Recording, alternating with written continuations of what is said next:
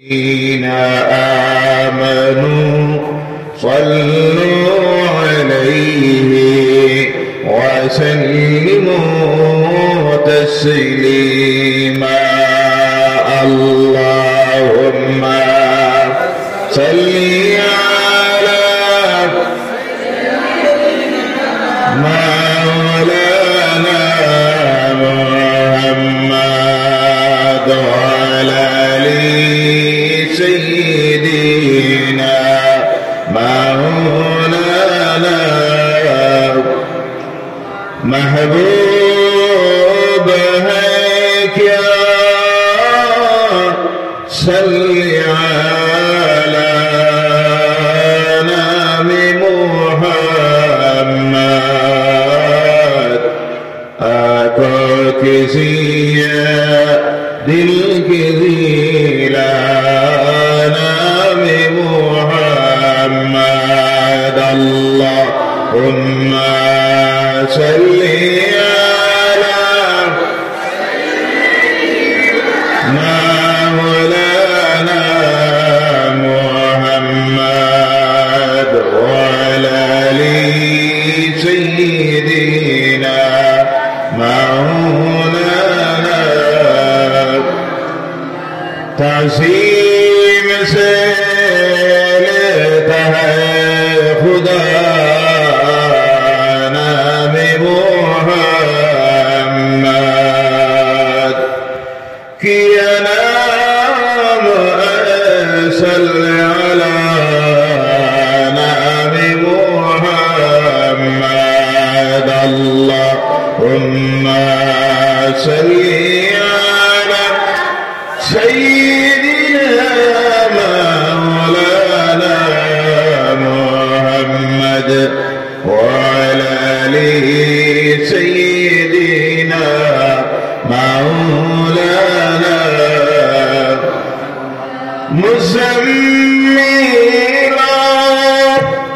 مدثر کہہ کے پکار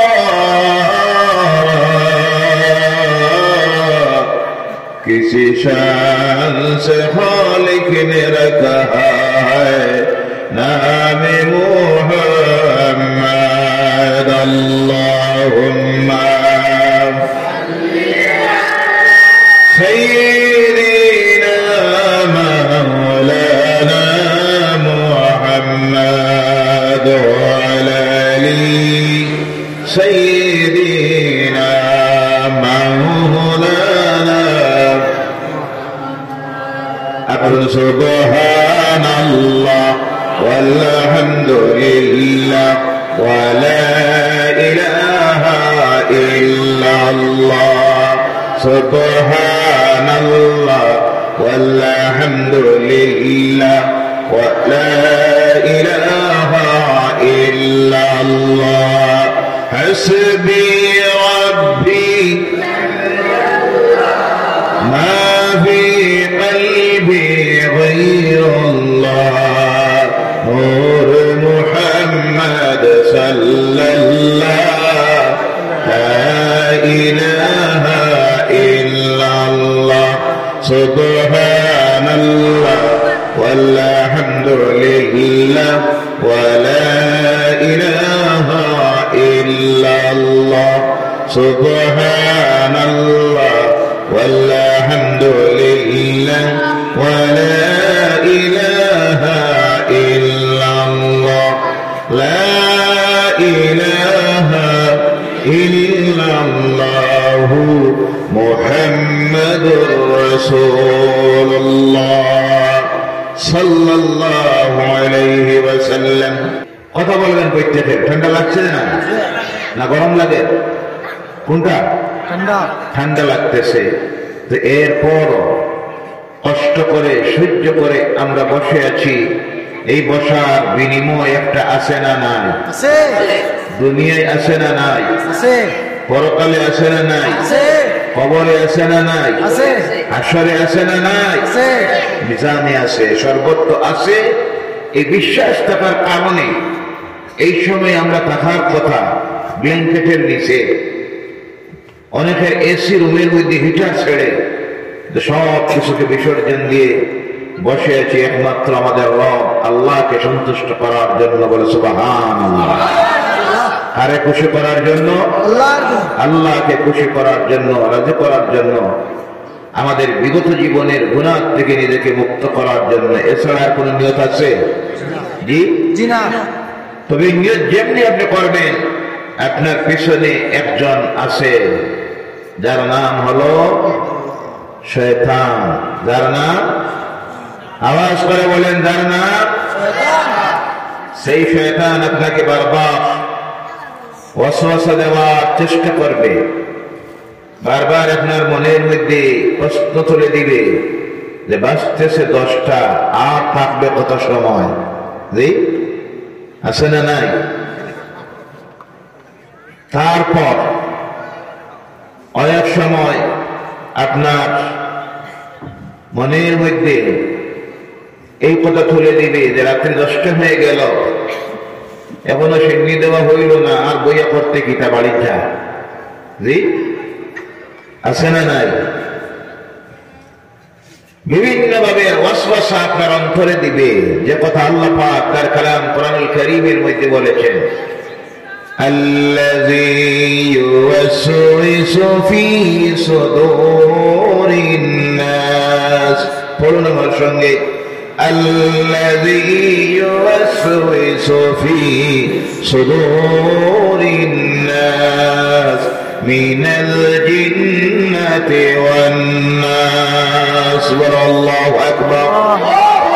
মানুষের হৃদয়ের মধ্যে ওয়াসওয়াসা দেয়, কুচিন্তাধারা, কুমন্ত্রণা দেয়, মিনাল জিন্নাতি ওয়ান নাস, এক শ্রেণীর মানুষের পক্ষ থেকে, আর শয়তান জিন্নাত অর্থাৎ শয়তানের পক্ষ থেকে মানুষের হৃদয়ের মধ্যে ওয়াসওয়াসা দেয়।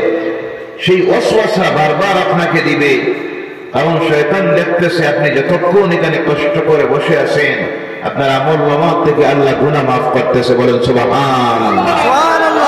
আর আমলনামায় লেখা হচ্ছে নেকি। কোনটা? নেকি লেখা হচ্ছে, এবং আমলনামা থেকে গুনাহ মাফ হচ্ছে। এটা শয়তান সহ্য করতে পারে না, কারণ শয়তান চায় আমি যেমন শয়তান হইছি, লানত প্রাপ্ত হয়েছি, চিরকালীন সার্টিফিকেট পেয়ে গেছি জাহান্নামের, দুজকের, তোমাদেরকে যেন সেই দুজকে নিতে পারি। শয়তান সেটা চায়, আমরা কিন্তু সেই শয়তানকে সুযোগ দিব না। রাজি আছেন? সব রাজি আছেন? আরো কিছু সময় থাকবেন আপনারা? কত সময়? 1 ঘন্টা। 1 ঘন্টা, এর চেয়ে বেশি না, কারণ আপনাদের ঘুমের অসুবিধাও আছে, ঠান্ডাও আছে, আগামীকালের বিভিন্ন ব্যস্ততাও আছে। আমরা আলোচনা রাখবো ইনশাআল্লাহ 1 ঘন্টা। বলুন ইনশাআল্লাহ। কারা কারা থাকবেন একবার হাত উঠান আর বলেন নারায়ে তাকবীর, আল্লাহু আকবার, নারায়ে রিসালাত, ইয়া রাসূলুল্লাহ। নামান আল্লাহ আমাদের প্রত্যেককে থাকার বসা। সুবহানাল্লাহ ওয়ালহামদুলিল্লাহ ওয়া লা ইলাহা ইল্লাল্লাহ। সুবহানাল্লাহ ওয়ালহামদুলিল্লাহ ওয়া লা ইলাহা ইল্লাল্লাহ। লা ইলাহা ইল্লাল্লাহ মুহাম্মাদুর রাসূলুল্লাহ সাল্লাল্লাহু আলাইহি ওয়াসাল্লাম। আমরা এই মুহূর্তে বসে আছি মাটির উপরে। কিসের উপরে? একদিন আমাদের প্রত্যেকের জীবনের মধ্যে আসবে, সেই দিনের কথা যদি আমরা স্মরণ করি, তাহলে আজকের এই ঠান্ডা আজকে অপেক্ষা করে মাটির উপরে বসতে কোনো কষ্ট হবে না।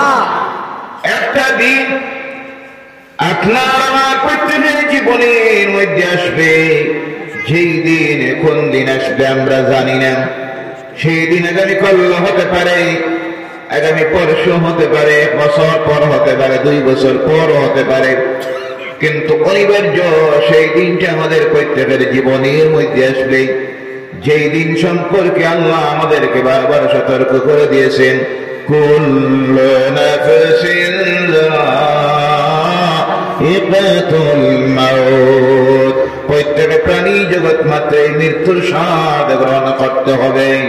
ও আমার ভাইরা, আমাদের প্রত্যেকের জীবনের মধ্যে একটা সময় আসবে, একদিন আসবে, যেই দিন এইভাবে ঠান্ডার রাত্রিতেও আমরা প্রত্যেকে গিয়ে শুইতে হবে একটা অন্ধকার কবরের ভিতরে, যেখানে এইভাবে কোনো লাইটের ব্যবস্থা থাকবে। জি, তাড়াতাড়ি কথা বলবেন, থাকবে? আজকে তো নিচে একটা চাদর দেওয়া হয়েছে। সেই দিন যত বড় জমিদার হন, পীর সাহেব হন, মৌলানা সাহেব হন, আল্লাহর ওলি হন, প্রধানমন্ত্রী হন, রাষ্ট্রপতি হন, এমপি হন, বিধায়ক হন, তার আগে শুয়ে থাকতে হবে মাটির উপরে। কিসের উপরে? মাটির উপরে। লাইট নাই, বিছানা নাই, সাহায্যকারী বলতে কেউ নাই। নিচের দিকে যখন দেখাবো দেখবো মাটি, ডান দিকে যখন দেখবো মাটি, বাম দিকেও মাটি, উপরের দিকে যখন দেখাবো বাস না হয় লাকড়ি আর মাটি, কোন সাহায্যকারী বলতে নাই। সেই জায়গাটার নাম হলো কবর। কোনটা? আওয়াজ করে বলেন, কোনটা? কবর। সেই কবরে আমরা যাওয়া লাগবো নি না? আওয়াজ করে বলেন, লাগবো নি না? এই মজলিসে কি এমন কোন মানুষ আছেন যার কবরে যেতে হবে? আছে কেউ? দুনিয়া আছে কেউ? না। সেই দিন যেদিন আমরা অন্ধকার কবরে চলে যাব, আল্লাহর কাছে দোয়া রাখি, আজকের এই বসার কারণে আল্লাহ এই ঠান্ডাকে উপেক্ষা করে আমরা বসে আছি। সেই দিন, যেই দিন এই অন্ধকার কবরের ভিতরে আমাদেরকে নিঃসায়িত করে রাখা হবে, আমার মাও সঙ্গে যাবে না, আমার স্ত্রীও যাবে না, ছেলেও নয়, মেয়েও নয়, আত্মীয় স্বজন নয়, বন্ধু বান্ধব কেউ নয়। আল্লাহ সেই দিন আজকের এই রাত্রির কষ্ট ওঠার বিনিময়ে আমাদের এই অন্ধকার কবরটাকে তুমি জান্নাতের টুকরা বানাইয়া দিও। বলো আল্লাহুম্মা আমিন। আর জোরে বলেন আল্লাহুম্মা আমিন। রব্বুল আলামিন সেই দিন আমাদের আজকের এই রাত্রির কষ্টটার বিনিময়ে আমাদের আমলের নূরটা দিয়ে, তোমার হাবিবের নূর দিয়ে আমাদের অন্ধকার কবরটাকে তুমি আলোকিত করে দিও। বলো আল্লাহুম্মা আমিন। আল্লাহুম্মা আমিন। আজকের এই ঠান্ডার রাত্রিতে আমরা গুনাহগাররা, নিচ থেকে ঠান্ডা উঠতেছে, মাথার ঠান্ডা, কুয়াশার ঠান্ডা, উপরে সামান্য একটা ছামিয়ানা, কিন্তু এরপর বসে আছে মাবুদ এই আশা নিয়ে সেই দিন আমাদেরকে এই অন্ধকার কবরে তোমার জান্নাতের বিছানাটা বিছাইয়া দিও। আল্লাহুম্মা আমিন। আল্লাহ চাইলে দিতে পারেনি না? পারে। আল্লাহর এই ক্ষমতা আছে না? নাই। আছে। দিলে প্রশ্ন করার কেউ আছে? কেনে দিলে আছে কেউ? না। যাকে প্রশ্ন করার কেউ নাই, তার নাম আল্লাহ। আর জোরে বলেন, তার নাম আল্লাহ। আল্লাহ সুবহানাহু ওয়া তাআলা। এক নম্বরে আমাদের নিয়ত। দুই নম্বরের নিয়ত হলো আল্লাহ জমিন থেকে যেই দিন চলে যাব, রব্বুল আলামিন সেই দিন তোমার দরবারে আমরা আরো রাখি মাবুদ, আমাদের এই জমিন থেকে যাওয়ার আগে তুমি মাবুদ আমাদের আমলনামার জীবনের গুনাহগুলি মাফ করে দিও মাবুদ। আজকে আমরা এই প্যান্ডেলে বসে আছি, বিগত জীবনের সমস্ত গুনাহগুলির কথা স্মরণ করে ঠান্ডাতে বসে তোমার দরবারে আরজ করতেছি। আল্লাহ আমাদের আমলনামার জীবনের সমস্ত গুনাহগুলি মাফ করে দাও। আল্লাহুম্মা আমিন। আর বলে বলেন আল্লাহুম্মা আমিন। হতে পারে আজকের এই বসার কারণে, কষ্টের বিনিময়ে আল্লাহ চাইলে আমাদের জীবনের গুনাহ সমস্ত মাফ করে দিতে পারেনি না? পারে। মানুষের জীবনের কোন মুহূর্তে, মোর আলোচনা এখনো যাই নাই, ভূমিকায় কিছু কথা বলতেছি। মানুষের জীবনের কোন সময়ের কোন মুহূর্তে কোন কাজে আল্লাহ খুশি আর রাজি হয়ে যাবে, এটা বান্দা বান্দি দ্বারা বোঝা সম্ভব নয়। আর কোন মুহূর্তের কোন কাজ দেখে আল্লাহ নারাজ হয়ে যাবে, সেটা বোঝা সম্ভব। হাদিস শরীফের মধ্যে আসতেছে, আল্লাহর এক বান্দি চরিত্র অত্যন্ত খারাপ ছিল, তার পেশাই ছিল বেশ্যালয়ে তাপ্ত জেনা করত, পরপুরুষের সঙ্গে অবৈধ যৌন সম্পর্ক করতে, এটাই ছিল তার কাজ। সেই মহিলা একদিন রাস্তা দিয়ে রওনা করেছে মরুভূমির মাঝে দিয়া। উত্তপ্ত মরুভূমির বালুকারা, সেই দুপুর বেলা এত গরম হয়, ঘর থেকে মানুষ বাইরে থেকে ভয় পায়। এবছর আপনাদের দোয়ায় আমি যখন সৌদি আরবে সফরে ছিলাম, তখন চলতেছে 47 সেলসিয়াস উত্তাপ।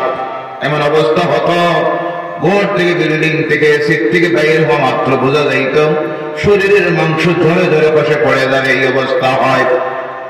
এইভাবে মরুভূমির মাঝে দিয়ে রওনা করেছে। হঠাৎ রাস্তার পাশে গিয়ে দেখে একটা কুয়া, আর কুয়ার কিনারার মধ্যে একটা পিপাসিত কুকুর দাঁড়িয়ে আছে পানি পান করার জন্য। পানির পিপাসায় দেখা যাইতেছে তার কলিজা ফেটে যাবে, জিহ্বা বাইর করেছে মুখ দিয়ে, এতটুকু জিহ্বা বাইর করেছে। মহিলা দেখে তার মনের মধ্যে দয়া মায়ার বাপ জেগে গেল, ভাবলো এই কুকুরটাকে একটু পানি পান করাই। কিন্তু পান করাবে কি? কুয়াটার মধ্যে কোনো রশিও নেই, বালতিও নেই, পানি ওঠানির কোনো ব্যবস্থা নেই। চিন্তা করলো আমার তো গলার মধ্যে একটা ওড়না আছে, সঙ্গে সঙ্গে তার গলার ওড়নাটা কুয়ার মধ্যে ছেড়ে দেয়। একটা বাঘ আর যে অংশটা পিছল তুলে তার থেকে পানি চিপি চিপি বাহির করে ওই পিপাসিত কুকুরটার সামনে দিল। কুকুর তার পিপাসা মিটিয়ে পানি পান করেন। যখন কুকুরের পিপাসা মিটে গেছে, গায়ব থেকে আল্লাহ রাব্বুল আলামিন আওয়াজ দেয়, আমার বান্দি, এই যে কাজটা করেছ তোর কাজটা আমার দরবারে কবুল হয়ে গেছে। আমার রহমতের দরিয়ায় জোশ মেরেছে, আমি তোর জীবনের সমস্ত গুণাবলী মাফ করে দিলাম। সুবহানাল্লাহ। কোন মুহূর্তের আপনার কোন কাজ আল্লাহর দরবারে কবুল হয়ে যাবে বোঝা সম্ভব নয়। আল্লাহ চাইলে আজকে আমাদের এই বসার বিনিময়ে জীবনের গুনাহ মাফ করে দিতে পারেনি না? না, কথা বলেন, এই ক্ষমতা আছে না নাই? আছে। আল্লাহ রাসূলের একজন সাহাবী আল্লাহ রাসূলের কাছে এসে বলেন, ইয়া রাসূলুল্লাহ সাল্লাল্লাহু আলাইহি ওয়াসাল্লাম, আমার মার আমলটা বড় ভালো ছিল। আমার মা 5 ওয়াক্তের নামাজ পড়তেন, আমার মা রমজান মাস আসলে করে রোজা রাখেন, হজ ফরজ ছিল আদায় করেছেন, যাকাত হিসাব করে বছর শেষে আদায় করে দেন। আমার মা পর্দার অবস্থায় থাকেন, আমার মা কোরআন তিলাওয়াত করেন, জিকির আজকার করেন, তাসবিহ পড়েন। কিন্তু ইয়া রাসূলুল্লাহ সাল্লাল্লাহু আলাইহি সাল্লাম, আমার মা একটা কাজ করে ফেলেছেন। আমাদের ঘরের মধ্যে একটা পোষা বিড়াল ছিল, আর ঘরের মধ্যে ভালো খাবার রান্না করে রাখা হয়েছে। অসতর্ক অবস্থায় সেই বিড়ালটা সব খাবার খেয়ে নিছে। রাগান্বিত হয়ে আমার মা ওই বিড়ালটাকে ধরে গলায় রশি লাগিয়ে বেঁধে রেখেছেন। আজকে 7 দিন হলো তাকে কোনো খাবার দেন নাই, সময়ে সময়ে তার উপর অত্যাচার করেন। এই অবস্থায় এই মুহূর্তে বিড়ালটা মারা গিয়েছে। এই অপরাধে আমার মাকে আল্লাহর দরবারে ধরা পড়ে যাবেন।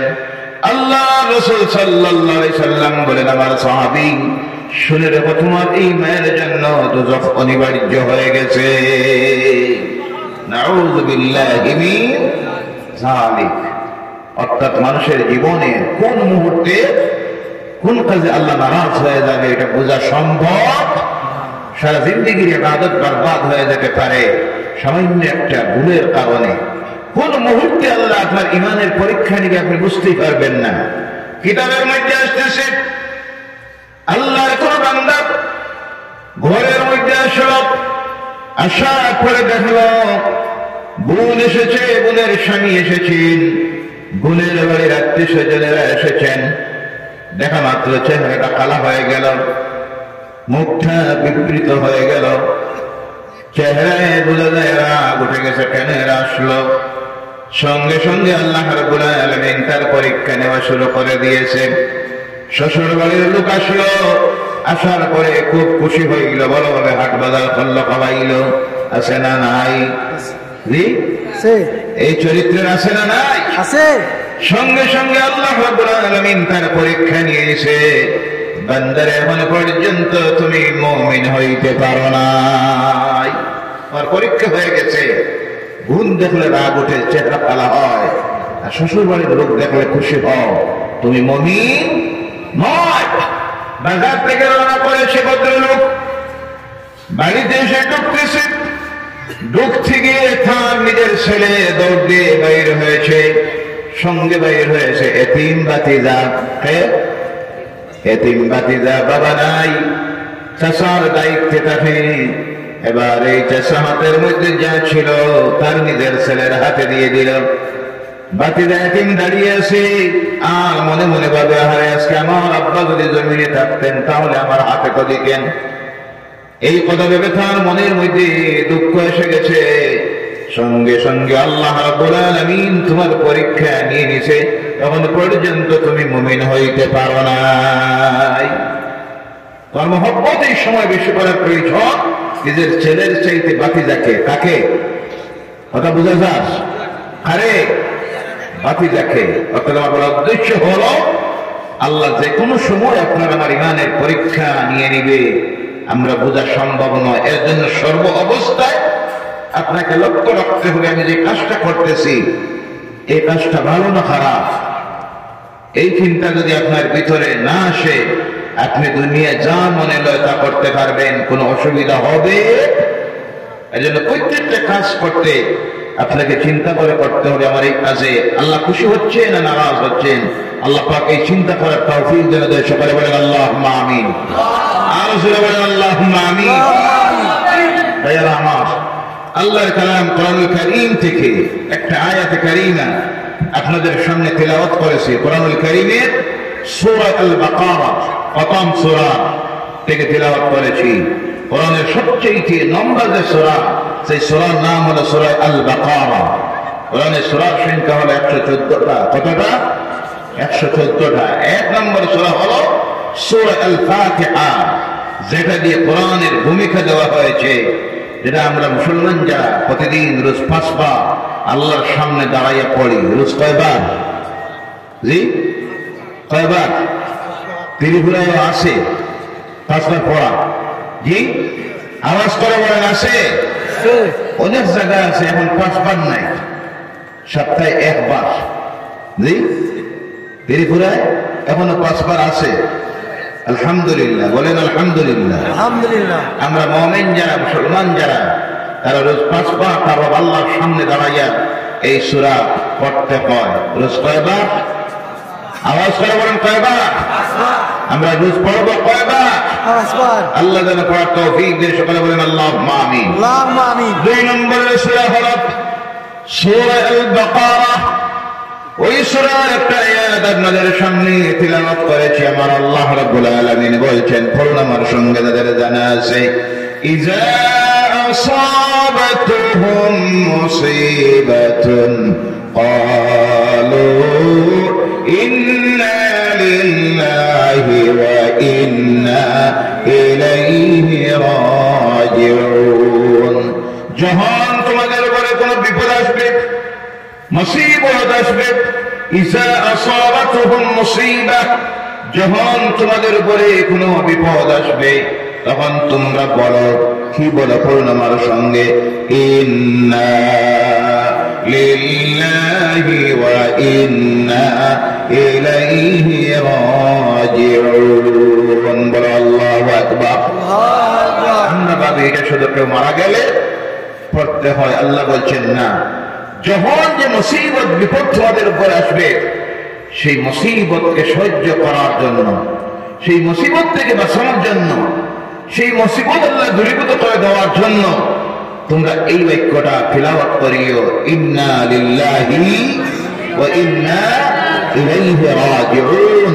ভাইরা আমার, আমরা মানুষ হিসেবে আল্লাহ আমাদেরকে তৈরি করেছেন, করার পরে দুনিয়ার জীবনে আমরা চলবো কিভাবে, সেটা সব যিনি বলে দিয়েছেন তার নাম হলো আল্লাহ। আর যে কিতাবে আল্লাহ বলে দিয়েছেন তার নাম হলো কোরআনুল কারীম। অনুরূপভাবে প্র্যাকটিক্যালি জীবনে, বাস্তবে জীবনে সব বাস্তবায়িত করে উদাহরণ যিনি আমাদের সামনে রেখে গেছেন, দুনিয়ার অদ্বিতীয় ব্যক্তিত্ব যিনি হলেন আখিরি জামানার নবী, নূরের নবী, আপনার আমার নবী মুহাম্মদুর রাসূলুল্লাহ সাল্লাল্লাহু আলাইহি ওয়াসাল্লাম। বলে সুবহানাল্লাহ। এমন একটা কথা বাকি রাখা যান নাই, কেমনে হাসবো তাও শিখাইয়া দিয়ে গেছেন। বলে সুবহানাল্লাহ। সুবহানাল্লাহ। কেমনে কান্দিব তাও শিখাইয়া দিয়ে গেছেন। বলেন সুবহানাল্লাহ। আমরা কিন্তু জানি না কানতে কেমনে হয়, হাসতে কেমনে হয়, এটা আমরা জানি না। ইসলাম তাও শিখাইছেনি না? না। আল্লাহ পাক তার কালাম কোরআনুল কারীমে বলছেন, ওয়ালায়াদহকু কলিলান ওয়া ইয়াবকু কাসীরা। তোমরা হাসো কম আর কান্দ বেশি। সুবহানাল্লাহ। সুবহানাল্লাহ। হাসবো কম, হাসবো কান্দিব বেশি। কথা কার? আল্লাহ। আমরা কান্দি, আমরা হাসি, আমরা হাসি, আমরা কান্দি না। তার কারণ কি? তার কারণ হল আল্লাহ রাসূল সাল্লাল্লাহু আলাইহি সাল্লাম মসজিদুন নববীতে ঢুকতেছেন। মসজিদুন নববীর যখন কথা এসেছে, একটা কথা আল্লাহর কাছে দোয়া করি আপনাদেরকে নিয়ে, আল্লাহ এই সৌদি আরবের নাপাক ইহুদি নাসারা কাফের মুশরিকদের দালাল পাঁচটা গোলাম সালমান নামের জাহিলদের হাত থেকে আল্লাহ সৌদি আরব থেকে তুমি হেফাজত করে নাও। বলেন আল্লাহুম্মা আমিন। বিশ্ব মুসলমানের কাছে দুইটা শহর সবচেয়ে পবিত্র, একটা হলো মক্কাতুল মুকাররমা আর একটা হলো মদিনাতুল মুনাওয়ারা। দুইটাকে আল্লাহ তুমি তোমার গায়বী শক্তি দিয়ে হেফাজত করো। বলেন আল্লাহুম্মা আমিন। আমিন। আজ সেই মদিনাতুল মুনাওয়ারায় আজ থেকে কয়েকদিন আগে আপনারা দেখেছেন সোশ্যাল মিডিয়ায়, যেখানে আল্লাহ রাসূল বলে গেছেন তা কিয়ামতের আগ পর্যন্ত ইসলাম ধর্মাবলম্বী মুসলমান ব্যতীত কারো ঢোকার কোনো পারমিশন নাই। কথা বুঝা যায়? কিন্তু সেখানে নিয়ে যা করলো, আমি ক্লিয়ার বলতে যাবো না, ইশারা আপনারা বুঝে নিবেন। যারা সোশ্যাল মিডিয়ার সঙ্গে সম্পর্ক আছে, নিউজ দেখেন, আপনারা দেখেছেন ওই নাপাক শয়তানটা মদিনাতুল মুনাওয়ারার পবিত্র মসজিদের চত্বরে যা নিয়ে করাইল, পুরা বিশ্ব মুসলমান আজকে অবাক হয়ে গেছে। যে শয়তান জালিমটার হাতে কতদিন মক্কা মদিনা হেফাজতে আছে আল্লাহই জানে। তবে আমরা দোয়া রাখি, আল্লাহ এই দুইটা পবিত্র শহরকে তুমি হেফাজত করো। সকলে বলেন আল্লাহুম্মা আমিন।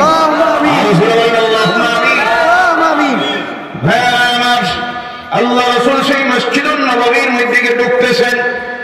ঢুকতে গিয়ে আওয়াজ এসে যায়, অষ্টহাসির আওয়াজ কানের মধ্যে এসে যায়।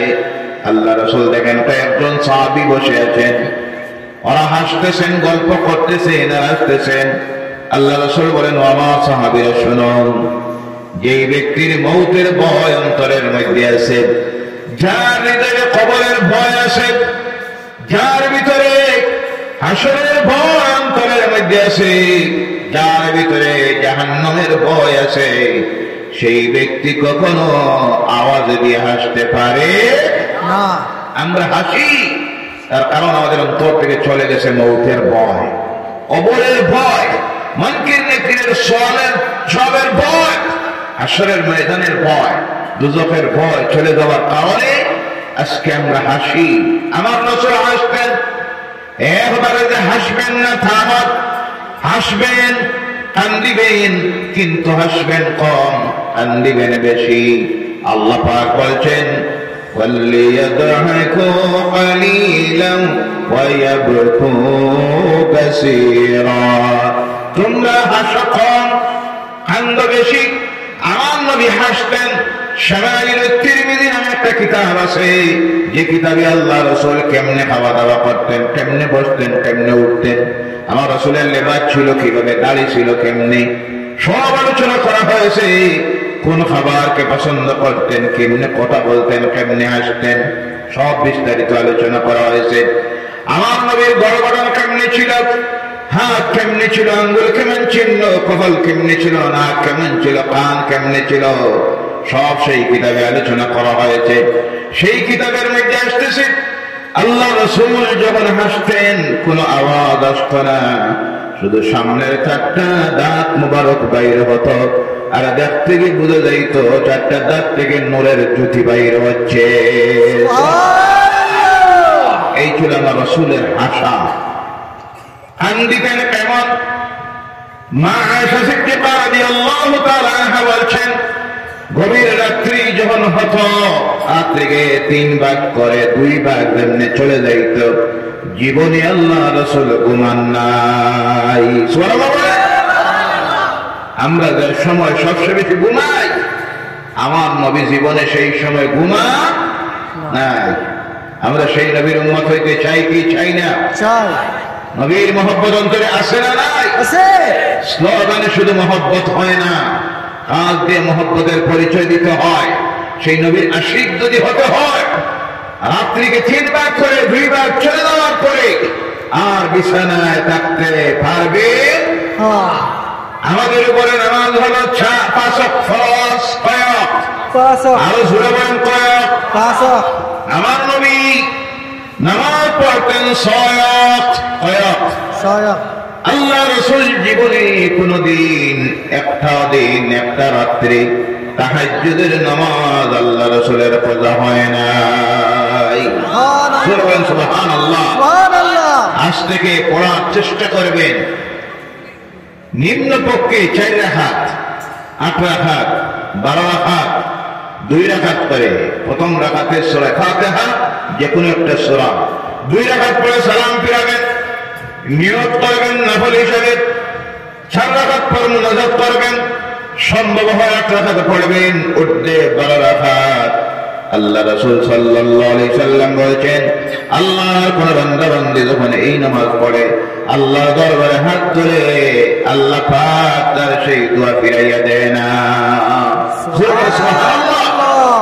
আমরা তাহাজ্জুদে উঠা তো দূরের কথা, আমরা ঘুম ছাড়ে সকাল 8 ঘটিকায়। কয় ঘটিকায়? 8 কোটি। এরা ফরেজগার আছে না নাই? জি আছে। এরা ফরেজগার? জি আছে না নাই? আছে। আরে ইসলাম কি ধর্ম! দুনিয়ায় কাছ থেকে 1000 বছর আগে ইসলাম যা বলে গেছে, আজকে আধুনিক বিজ্ঞান তার উপর রিসার্চ করে দেখতেছে, আহারে কি ধর্ম!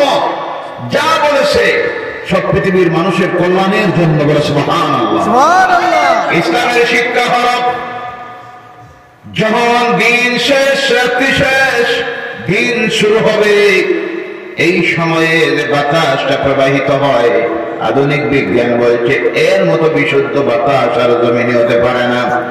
এর জন্য আজ থেকে 1000 বছর আগে আমরা আল্লাহ রাব্বুল আলামিন মুমিনদের গায়ের মধ্যে বাতাস যাতে লাগে, এর জন্য ওই রাত্রির শেষে আর দিনের শুরুতে আল্লাহ পাক একটা নামাজকে ফরজ করে দিয়েছেন, যেই নামাজের নাম হলো ফজরের নামাজ।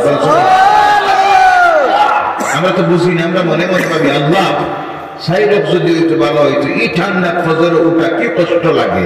জি আহারে কি নিয়ামত! আধুনিক বিজ্ঞান বলছে এই সময়ের বাতাস যাদের গায়ের মধ্যে লাগে, সেই দিন দেখি কয়েকজন নাম করা খ্রিস্টান ডাক্তাররা লিখেছে, এই সময়ের বাতাস তাদের গায়ের মধ্যে লাগে, মারাত্মক মারাত্মক 22টা রোগ থেকে তাদের বডির হেফাজত হয়ে যায়। 1 নম্বরে হার্টের রোগ, 2 নম্বরে প্রেশার, 3 নম্বরে ডায়াবেটিস, এই দাগের কিডনির দুর্বলতা, লিভারের দুর্বলতা ছেড়ে দেয়। এর জন্য এই সময় মুমিনেরা যাতে ঘুম থেকে উঠতে পারে সেই ব্যবস্থা ইসলাম করেছে। আল্লাহর ঘর থেকে মুমিন আল্লাহ বিশ্বাসীদের কানে আওয়াজ পৌঁছে দেওয়া হয়, আসসালাতু খায়রুম মিনান নাওম। ঘুম থেকে নামাজ পড়ো, অর্থাৎ তোমরা আর ঘুমাইও না, ঘুম থেকে উঠে যাও। এই আওয়াজ যখন আল্লাহর ভয় যাদের অন্তরে আসে, আল্লাহ বিশ্বাসী আসে, এই আওয়াজ তাদের কানের মধ্যে পৌঁছা মাত্র 1 মিনিটের জন্য তারা আর ঘুমাইতে পারে না, সঙ্গে সঙ্গে তারা ঘুম থেকে উঠে আল্লাহর গোলামেরা আল্লাহর ঘরের দিকে রওনা হয়ে যায়। সুবহানাল্লাহ। আল্লাহ পাক আমাদের সকলকে সেই সময় ঘুম থেকে উঠা সেই রহমতের বাতাস, জান্নাতি বাতাস যেন গায়ের মধ্যে লাগাইতে পারি। আল্লাহ তাআলা তৌফিক দিয়ে সকলে বলেন আল্লাহুম্মা আমিন। আর রাসূল বলেন আল্লাহুম্মা আমিন। মা আয়েশা সিদ্দিকা রাদিয়াল্লাহু তাআলা আনহা বলছেন, গভীর রাত্রি যখন হতো, রাত্রিকে 3 ভাগ করে 2 ভাগ যখন চলে যাইত, আল্লাহ রাসূল নামাজের মধ্যে দাঁড়িয়ে যাইতেন আর আল্লাহর কালাম থেকে তিলাওয়াত করতেন। আমার নবীর 2 চোখ দিয়ে পানি যখন ঝরত, সেই সময় দাড়ি মুবারক ভিজে গিয়ে সিনা মুবারক ভিজে ভিজে যাইত। বলে সুবহানাল্লাহ। মা আয়েশা সিদ্দিকা রাদিয়াল্লাহু তাআলা আনহা বলছেন, আল্লাহ রাসূল যখন সিজদায় যাইতেন, ঘরটা চলে গেল ছোট্ট ঘর, আমি শুয়ে থাকতাম পা নাম্বা করে। অনেক সময় ঘুমের মধ্যে আমি টের পাইতাম আমার পায়ের মধ্যে কি জিনিস লেগতেছে। চোখ খুলে দেখতাম আল্লাহ রাসূল সিজদার মধ্যে পড়ে আছেন। শুধু সিজদায় পড়ে আছেন তারা, আল্লাহ রাসূল সাল্লাল্লাহু আলাইহি সাল্লাম সিজদার মধ্যে গিয়ে এমন ভাবে কান্দিতেছেন আর মাথা তুলতেছেন না। মা আয়েশা সিদ্দিকা রাদিয়াল্লাহু তাআলা আনহা বলেন, আমার মনের মধ্যে ভয় ঢুকে যাইত। আমি ভাবতাম মনে হয় ওই সিজদায় কেঁদে কেঁদে আল্লাহ রাসূল জমিন থেকে বিদায় হয়ে যাবে। সুবহানাল্লাহ। মা আয়েশা সিদ্দিকা রাদিয়াল্লাহু তাআলা আনহা বলছেন, অনেক সময় এমন হতো আল্লাহ রাসূল সিজদায় গিয়ে যখন কান্না আরম্ভ করতেন, আমি ঘুমের মধ্যে থাকতাম। রাসূলের সিনা মুবারক থেকে কান্নার এমন আওয়াজ আসতো যে এইভাবে ভাত রাঁধতে গিয়ে উতলানির সময় যে আওয়াজটা সাউন্ডটা করে, আল্লাহ রাসূলের কলিজা থেকে বুক থেকে নুরানি বুক ফেটে গিয়ে সেইভাবে কান্নার আওয়াজ আসতো। বুকের কান্নার আওয়াজে আমি ঘুম থেকে উঠে যাইতাম। যে নবীর জীবনে কোনো গুনাহ আছে? নাই। আওয়াজ করবেন আছে? নাই। নাই। নিষ্পাপ, মাসুম, যার গুনাহ বলতে কিছু হওয়ার সম্ভাবনাও নাই। বলেন সুবহানাল্লাহ। যাকে আল্লাহ পাক কিয়ামতের দিন দান করবেন মাকামান মাহমুদান আল্লাযী ওয়া'আদতা, তার ওয়াদা আল্লাহ দিয়েছে সবচেয়ে সম্মানিত জায়গা মাকামান মাহমুদ, আল্লাহ যাকে দান করবে, জায়গা দিবে, সেই নবী মুহাম্মদ রাসূলুল্লাহ সাল্লাল্লাহু আলাইহি সাল্লাম রাত্রির শেষ প্রহরে নামাজে দাঁড়িয়ে কান্দিতেছেন, দাড়ি বেঁধে যাইতেছে, সিনা মুবারক বেঁধে যাচ্ছে, সিজদায় পড়ে কান্দিতেছেন। মা আয়েশা সিদ্দিকা রাদিয়াল্লাহু তাআলা আনহা বলেন, আমি অনেক সময় আল্লাহ রাসূলকে জিজ্ঞাসা করতাম, হে আল্লাহর হাবিব, কেন আপনি এত কান্দেন? আপনার তো গুনাহ বলতে কিছুই নাই। আল্লাহ রাসূল বলতেন, আয়েশা, হে আল্লাহ পাক আমার জীবনের কোনো গুনাহই দিল না, নিষ্পাপ বানাইয়া দিল, সর্বশ্রেষ্ঠ নবী বানাইয়া দিল। আমি আল্লাহর জান্নাতে না ঢুকলে কোন নবীর ঢোকার পারমিশন নাই। আমার উম্মত আল্লাহর জান্নাতে না ঢুকলে কোন নবীর উম্মতের বেহেশতে ঢোকার পারমিশন নাই। এইভাবে মর্যাদা আল্লাহ পাক আমাকে দিল, গোলাম হিসাবে আমি কি আমার রবের শুকরিয়া আদায় করব না? ওই শুকরিয়া আদায় করার জন্য আমি গভীর রাত্রিতে আল্লাহর কুদরতের কদমে লুটাইয়া পড়ি আর 2 চোখের পানি ছেড়ে দিয়ে কান্দি। সুবহানাল্লাহ। আর সেই নবীর উম্মত আমরা, আল্লাহ কত নিয়ামত দিল। ওই যে শ্বাস ছাড়তেছি নাক দিয়া মুখ দিয়া, যে অক্সিজেন, এক হিসাবে দেখা গেছে একটা মানুষ যে পরিমাণ অক্সিজেন সারাদিনে গ্রহণ করে, বর্তমান মার্কেটের যদি দাম এর লগে হিসাব লাগানি হয়, ডেইলি লাগবে 70,000 টাকা। কত টাকা? 70,000। জি, আল্লাহ যদি কইতো বন্দারে 15 দিনই বিলটা দিস, জি পারবা দিতা? জি না। জমিদারি শেষ, মাসে মাসে বিল দিস, 50% আচ্ছা ফ্রি দিলাম, 50% দিস, সব বাদ দিয়া খালি শ্বাসটা যে নিতেছ, যে অক্সিজেন গ্রহণ করতেছ আমার দেওয়া, সব দিল ফ্রি। সূর্যের আলো, লাইট জ্বালাইলে বিল দেওয়া লাগেনি না? না। জি, পানি ব্যবহার করলে বিল দেওয়া লাগে। রাত্রিকে দিতেছি চন্দ্র দিয়ে আলো, তারকারাজি দিয়ে আলো, দিনের বেলায় সূর্য দিয়ে আলো, পানির প্রয়োজন, বৃষ্টি দিতেছি, একটার বিল চাই না, সব ফ্রি করে দিলাম। শুধু আমার শুকরিয়া দেখো, আমার কুদরতের কদমে সিজদাটা দে, কিন্তু কিছু দিতে রাজি হয়। কত বড় নিমখান, কত বড় অকৃতজ্ঞ, সব পাওয়ার আর খাওয়ার পরে সেই আল্লাহর কুদরতের কদমে সিজদা না দিয়া তার সৃষ্টির মাখলুকের সামনে গিয়া মাথা নত করে সিজদা দেয়। আছে না নাই? আছে না নাই? আল্লাহ এদেরকে হেদায়েত করুক। সকলে বলেন আল্লাহুম্মা আমিন। এবার বলুন, আমরা কান্দিব বেশি না কম? হাসবো কম?